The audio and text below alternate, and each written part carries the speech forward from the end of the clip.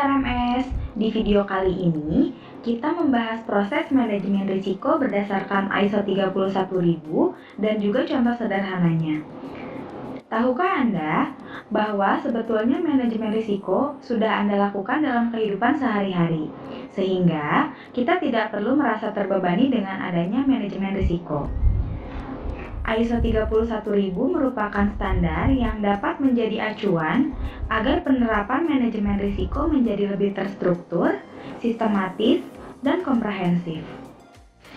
Proses manajemen risiko berdasarkan ISO 31000 terdiri dari aktivitas, penetapan ruang lingkup, konteks, dan kriteria, komunikasi dan konsultasi, penilaian, perlakuan, pemantauan dan peninjauan, serta pencatatan dan pelaporan. Kali ini kita akan bahas proses manajemen risiko bagian penetapan ruang lingkup, konteks, dan kriteria. Tujuan penetapan ruang lingkup, konteks, dan kriteria adalah mendeskripsikan kondisi untuk menyesuaikan proses manajemen risiko. Sebagai contoh sederhana, Pak Ali mempunyai sasaran untuk sampai ke kantor sebelum pukul 9 pagi. Maka, konteks internal Pak Ali, laki-laki usia 30 tahun, status single, kondisi sehat, kurang sensitif terhadap suara jika sudah tertidur, dan tinggal di rumah sendiri. Adapun konteks eksternal sebagai berikut: jarak antara rumah dengan kantor, transportasi untuk ke kantor seperti taksi dan kereta api, dan kondisi jalan. Contoh lain dalam organisasi, misalnya suatu perusahaan FMCG atau Fast Moving Consumer Good mempunyai sasaran menaikkan penjualan sebesar 50% di akhir tahun 2023. Maka ruang lingkupnya divisi produk, pemasaran, dan inovasi. Konteks internal, pegawai atau karyawan perusahaan, dan eksekutif perusahaan. Konteks eksternal, konsumen, pemasok bahan baku, distributor, kompetitor, regulator, dan organisasi non-profit. Kriteria risiko.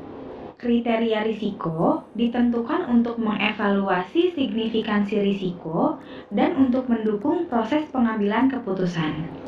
Kriteria risiko sebaiknya merefleksikan nilai, sasaran, dan sumber daya organisasi, serta konsisten dengan kebijakan dan pernyataan tentang manajemen risiko. Kriteria risiko dapat terbagi ke dalam kriteria analisis risiko dan kriteria evaluasi risiko. Kriteria analisis risiko terdiri dari kriteria konsekuensi, misalnya konsekuensi terhadap pendapatan, anggaran biaya, profit, waktu, dan lain-lain. Kriteria kemungkinan kejadian, misalnya diidentifikasi berdasarkan frekuensi jumlah kejadian dalam kurun waktu tertentu atau persentasenya.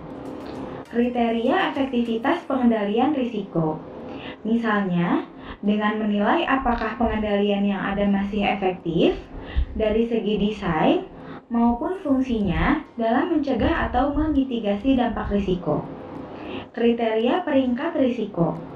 Kriteria peringkat risiko merupakan metode untuk menggabungkan kedua konsekuensi dan kemungkinan kejadian untuk mengetahui daya pengaruh risiko terhadap ketercapaian sasaran.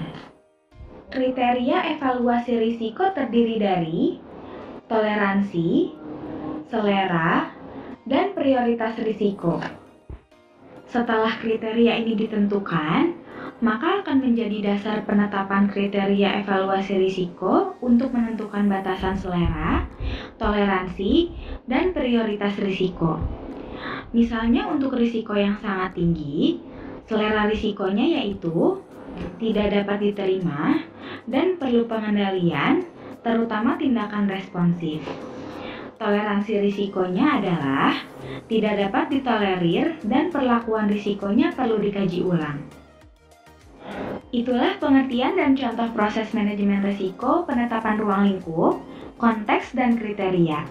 Nantikan video selanjutnya yang akan membahas proses manajemen risiko lainnya. See you in the next video.